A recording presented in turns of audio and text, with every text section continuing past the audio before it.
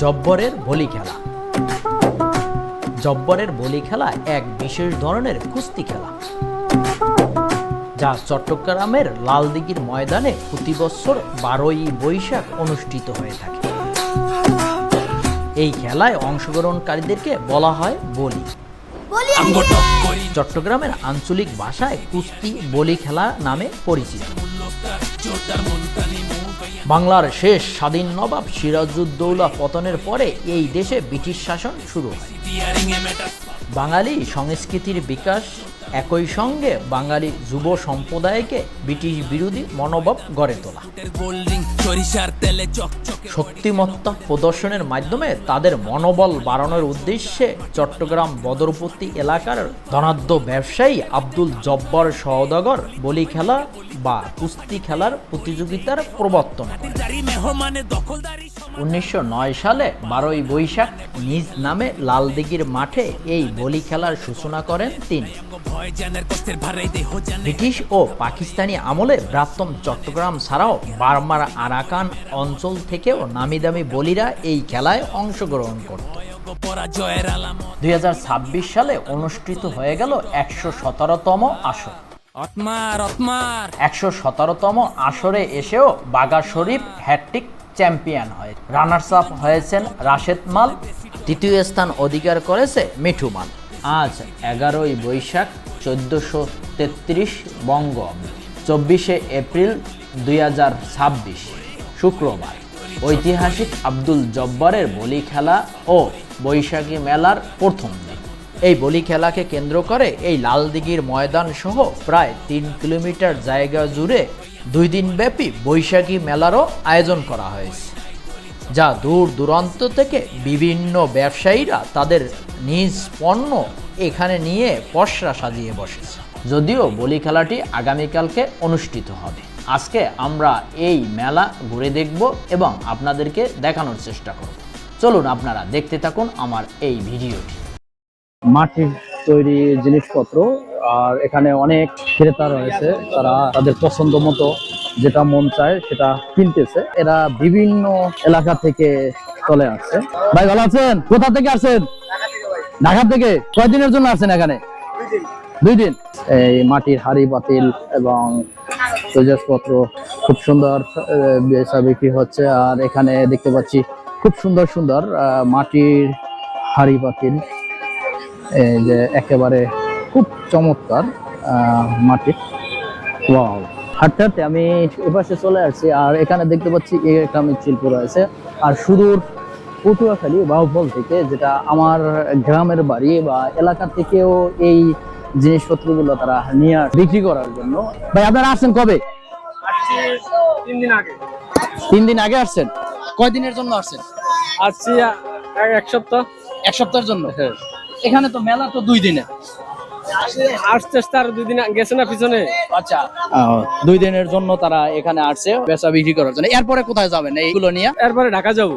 এরপর ঢাকা চলে যাবে? হ্যাঁ। আচ্ছা, এরা এরপরে ঢাকা চলে যাবে। আর এইরকমই ঢাকা, টাঙ্গাইল, রংপুর বিভিন্ন দিক থেকে এই মৃৎশিল্পগুলো নিয়ে তারা এই জব্বারের বলি খেলা বা বৈশাখী মেলায় চলে আসে।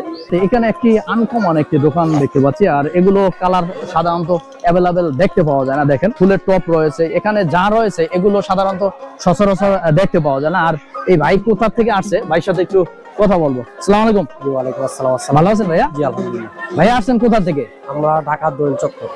ঢাকা দোয়েল চত্বর থেকে? আচ্ছা, দোয়েল চত্বর তো সবসময় এটা থাকে এরকম? এখানে আমাদের দোকান পার্মানেন্টলি ওটা? জি। এখানে কয়দিনের জন্য আসছেন? আমরা শনিবার রাত পর্যন্ত আছি ইনশাআল্লাহ। এখানে শনিবার রাত পর্যন্ত? জি। আজকে শুক্রবার? জি। কালকে শনিবার। আপনারা কোথায় কোথায় যান এই মেলাটা নিয়ে? আমাদের পার্মানেন্টলি দোকান ঢাকা দোয়েল চত্বর। জি। আমরা শুধু চট্টগ্রামে আসি জব্বারের বলি খেলায়। পানির বোতল রয়েছে, পাইকারি ভাবে বিক্রি করতেছে। এগুলো আনকমন জিনিস। এখানে দেখতে পাচ্ছি ফুলের ঝাড়ু, আর এই ফুলের ঝাড়ু বিভিন্ন এলাকা থেকে তারা তৈরি করে নিয়ে আসে। ভাই কোথা থেকে আসছেন আপনারা? বরিশাল থেকে? বরিশাল থেকে এই ফুলের ঝাড়ু নিয়ে চলে আসছে। কত ভিড়! আর বেলা যত গড়াচ্ছে লোক সংখ্যা তত বাড়তেছে। এখানে দেখা যায় যে মহিলাদের একটি আনাগোনা বেশি হয়ে থাকে এই মেলায়।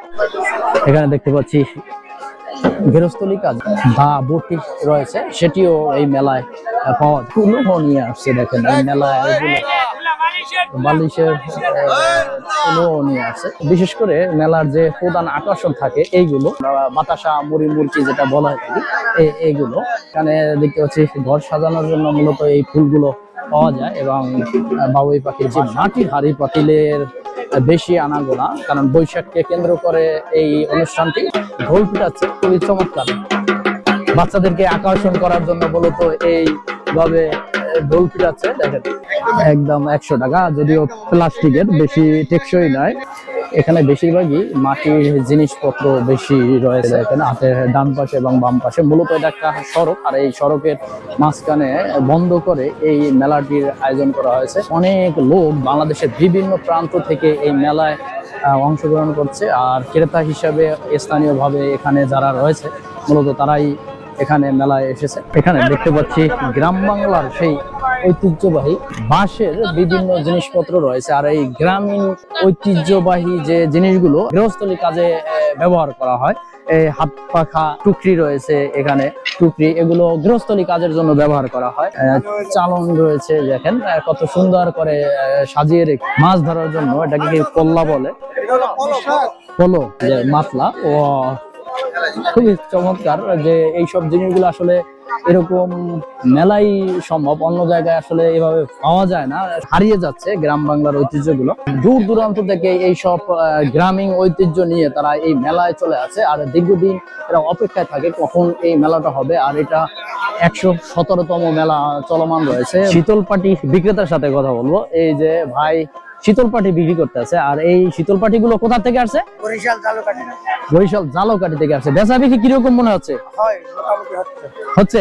কত করে বিক্রি করেন আপনারা এগুলো? 2500, 2800, 3200, 5000 পর্যন্ত আছে। 5000 পর্যন্ত আছে, 2500 থেকে 5000 পর্যন্ত।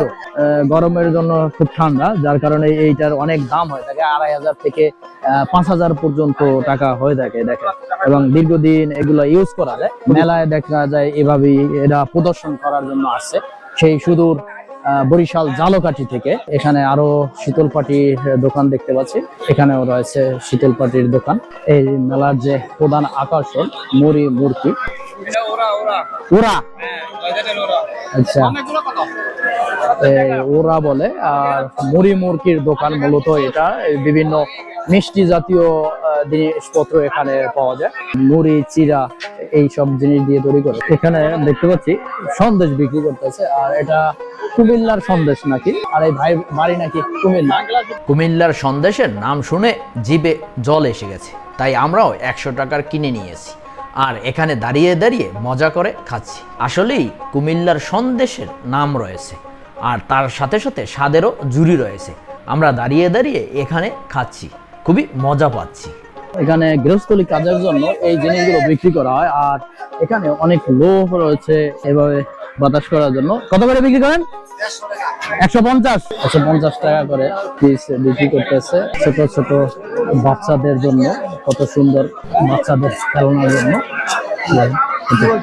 বাচ্চাদের সামগ্রী, কত চমৎকার দেখেন বাসা বাড়ির জন্য, এবং বাচ্চারা এগুলো নিয়ে খেলাধুলো করে। মেলার এক প্রান্তে দেখতে পাচ্ছি এক ভাই বাঁশের বাঁশি বাজাচ্ছে। এই আধুনিকতার ছোঁয়ায় এই বাঁশের বাঁশির কদর যেন আমরা ভুলে গেছি। তবে ভাই বাজাচ্ছে, সেটা যে কি অসম্ভব ভালো লাগছে তা ভাষায় প্রকাশ করতে পারে। কিছুক্ষণ দাঁড়িয়ে থেকে এই ভাইয়ের বাঁশি বাজানোর উপভোগ করলাম। এখানে দেখতে পাচ্ছি বিভিন্ন প্রকারের বেতের তৈরি জিনিসপত্রগুলো খুবই চমৎকার। এখানে চেয়ার থেকে শুরু করে মরা চেয়ার, দোলনা, এরকম বিভিন্ন পণ্য রয়েছে। দেখেন এটি বাচ্চাদের দোলনা, এবং এখানে রয়েছে চেয়ার, এখানে রয়েছে মোড়া, যে মোড়াগুলো আসলে বসার জন্য সব বাসায় সাধারণত এগুলো ব্যবহার করা হয়। এই মোড়াগুলো দেখেন বেতের তৈরি জিনিসপত্র, এখানে সবগুলো বেত দিয়ে তৈরি, সাধারণত কালের গর্ভে হারিয়ে যাচ্ছে। এগুলো বেতের না? কোথা থেকে নিয়ে আসছেন? সিলেট থেকে। সিলেট থেকে তারা এই বেতের জিনিসপত্রগুলো নিয়ে আসছে, সবগুলো বেতের তৈরি। আমরা ঘুরতে ঘুরতে অবশেষে চলে আসি জব্বারের বলি খেলা চত্বরের সামনে। এরপরে লালদিঘির ময়দানের ভিতরে প্রবেশ করি। লালদিঘির মাঠ, এটা দেখেন কত লোক রয়েছে এটার ভিতরে। আর অনেক আয়োজন রয়েছে বাচ্চাদের, বিশেষ করে বাচ্চাদের অনেকগুলো আইটেম রয়েছে এবং ফাস্টফুড জাতীয় খাবারও এখানে গ্রহণ করার মতো ব্যবস্থা রয়েছে। আর এই পাশে দেখেন ছেলে বুড়ো সবাই এই নাগরদোলায় উঠে পড়েছে। দেখেন এখানে শুধু বাচ্চাদের জন্য নয়, এখানে সবাই উঠতে পারে এই সব নাগরদোলায়। দেখেন সবাই উঠতে পারে এখানে। লালদিঘির মাঠের এক পাশে বাচ্চাদের জন্য বিভিন্ন প্রকারের খেলনার আইটেম রয়েছে। এখানে বাচ্চারা আনন্দ উপভোগ করে এরকম অনেক অ্যাক্টিভিটিস রয়েছে। তাছাড়া এখানে অনেক ফাস্টফুড আইটেমেরও খাবারও রয়েছে। আর অন্য পাশে চলতেছে বলি খেলার আয়োজন। যদিও আগামীকালকে এই খেলাটি অনুষ্ঠিত হবে, তার জন্য পূর্ব প্রস্তুতি চলতেছে। আমরা আজকেই একটু মাঠটা ঘুরে দেখে গেলাম, আবার দেখা হবে আগামীকাল। আজকে 25শে এপ্রিল 2026, 12ই বৈশাখ 1433 বঙ্গাব্দ। আজকে জব্বারের বলি খেলা ও বৈশাখী মেলার শেষ দিন। আমি এখন প্রবেশ করতেছি লালদিঘির ময়দানে জব্বারের বলি খেলা দেখার জন্য। এই বলি খেলা দেখার জন্য চলে আসছে অনেক লোক, চলে আসছে এই বলি খেলা। এই যে মাঠের মধ্যখানে চলছে বলি খেলা, ইতিমধ্যেই শুরু হয়ে গেছে। আমি আস্তে আস্তে 4টা বেজে গেছে, যদিও খেলা শুরু হয়ে গেছে 3টা বাজে।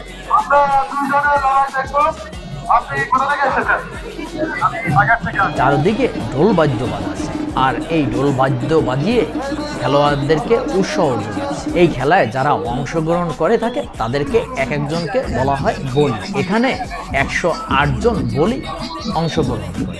এই খেলাটি বিভিন্ন রাউন্ডে চলে থাকে। প্রথম রাউন্ড, দ্বিতীয় রাউন্ড, কোয়ার্টার ফাইনাল, সেমিফাইনাল, সর্বশেষে গিয়ে অনুষ্ঠিত হয় ফাইনাল খেলা। কে কাকে শক্তি দিয়ে প্রদর্শন করে মাটিতে ফেলে দেবে, আর মাটিতে ফেলে দিতে পারলেই সে পরাজয় বরণ করে নেবে। দেখেন কত লোক রয়েছে, 117তম বলি খেলা উপভোগ করছে। আর আমিও এই বলি খেলাটি উপভোগ করছি। একে একে করে প্রথম রাউন্ড, দ্বিতীয় রাউন্ড, তৃতীয় রাউন্ড, কোয়ার্টার ফাইনাল এবং সেমিফাইনাল শেষ হয়ে যায়। এরপরে ফাইনাল রাউন্ড, আর ফাইনাল রাউন্ডে উঠে বাঘা শরীফ এবং রাশেদ মাল। বাঘা শরীফ গত বছরের চ্যাম্পিয়ন, রাশেদ মাল গত বছরের রানার্স আপ। 116তম আসরের ফাইনালিস্ট ও রানার্স আপ মূলত এবছরেও ফাইনাল খেলা খেলবে। দেখা যাক শেষ পর্যন্ত জয়ের মালা কার গলায় উঠে।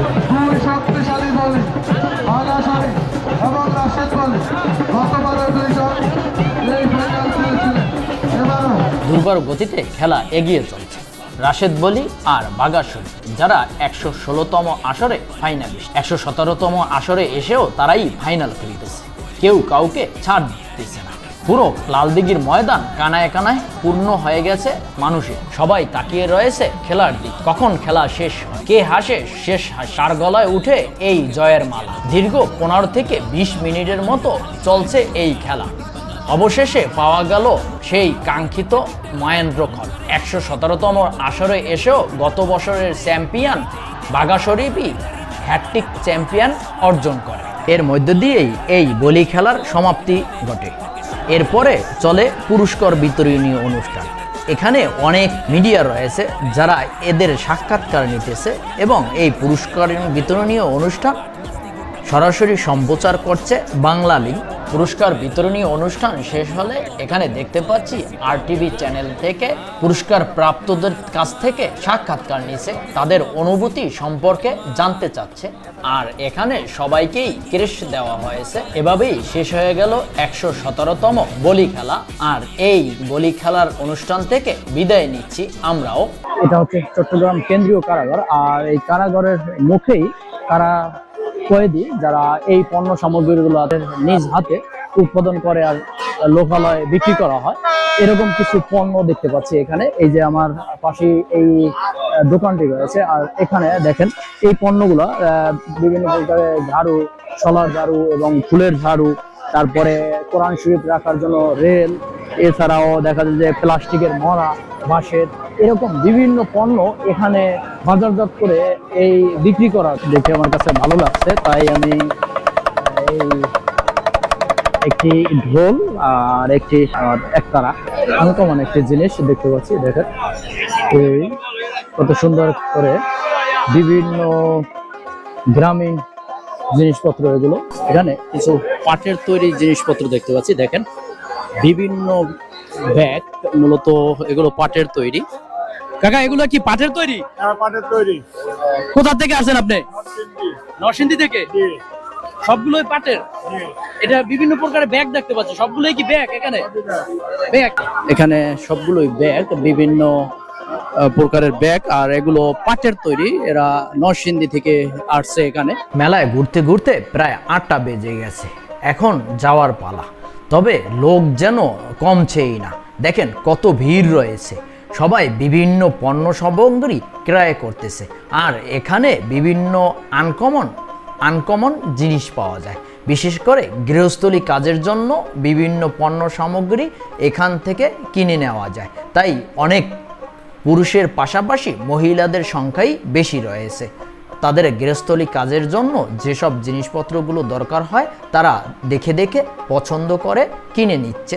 আর কেনার পাশাপাশি এখানে দেখতে পাচ্ছি আচারেরও দোকান রয়েছে। এই যে দেখেন কত চমৎকার, এখানে বিভিন্ন প্রকারের আনকমন কিছু জিনিস পাওয়া যায় যেগুলো সাধারণত পাওয়া যায় না। এবার বিদায় নিচ্ছি, দেখা হবে অন্য কোনো এপিসোডে। ততক্ষণ পর্যন্ত আপনারা ভালো থাকুন, সুস্থ থাকুন। আর আমার ভিডিওটি যদি ভালো লেগে থাকে তাহলে আমার চ্যানেলটি সাবস্ক্রাইব করবেন, পাশে থাকা বেল আইকনটি প্রেস করবেন।